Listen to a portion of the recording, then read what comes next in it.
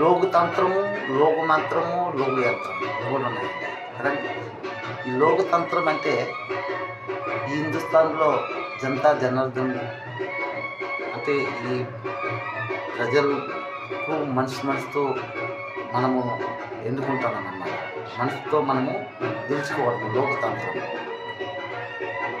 లోకమంత్రం అంటే హిందూ ముస్లిం విశ్వాసికుల దేవుళ్ళు, ప్రభులు, ఏంటి అల్లా, గురీజు తమ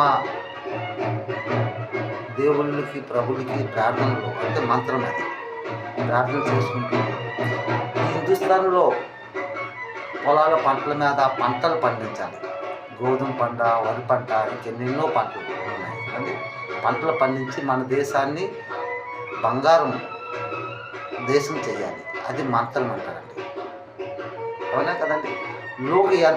లోకయంత్రం అంటే ఈ హిందుస్థాన్లో భూమిని తవ్వేసి ఏంటి భూమి లోపల నుండి మెట్రో ట్రైన్ నడిపిస్తున్నాను కదండి. నడిపిస్తున్నామా లేదా? ఢిల్లీలో చాలా మెట్రో ట్రైన్లు అయ్యాయి.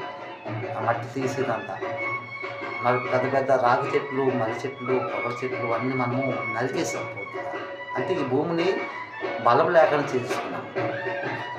అలా చేస్తే మన హిందుస్థాన్ భూమి బలం లేకుండా అయిపోతే భూకంపాలు రావడానికి అవకాశం ఉంటాయి. ఈ సత్యం అన్నమాట. 23 సార్లు మన హిందుస్థాన్ రాజధాని న్యూఢిల్లీలో భూకంపం వచ్చింది. ఎలాగొచ్చిందంటే హల్కా అంటే తక్కువగా. అది ఎక్కువైతే ఈ పథకాల అక్కడున్న పెద్ద మేడలు, మెద్దులు అన్నీ కూలిపోయి ఈసారి పాతాళంలోకి వెళ్ళిపోతుంది. కానీ ఇప్పుడు తక్కువ వచ్చింది. ఇప్పుడు ఇంకా మన హిందుస్థాన్ రాజకీయ నాయకులు ప్లాన్లు చేస్తున్నారు ఇంకా భూములు తగ్గాలని. అవన్నీ మనం ఆపాలి. ఆపితే మనం అక్కడ ఉంటాము. లేకపోతే అందరూ భూలోకంకి వెళ్ళిపోతామండి, పాతాళంలో ఉంటాయి. ఎందుకంటే మన హిందుస్థాన్ మొదటి రాజధాని ఏంటంటే కలకత్తా. అక్కడే అప్పుడు బ్రిటిష్ వాళ్ళు ఉండేటప్పుడు భూమి తవ్వేసి ట్రైన్లు నడిపించారు. అక్కడ అమ్మ తల్లి మాట్లాడింది, ఆ అమ్మ కాళమ్మ మాట్లాడింది. అక్కడ నుండి ఢిల్లీకి ఇచ్చారు. ఢిల్లీలోటి ఇది పూర్తిగా తవ్వేసి మెట్రో ట్రైన్లు నడిపిస్తున్నారు.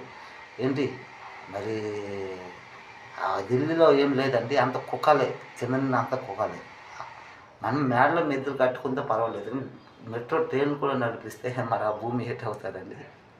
బలం లేకుండా అయిపోతుంది లేదా. మనం అన్నీ ఆపాలి.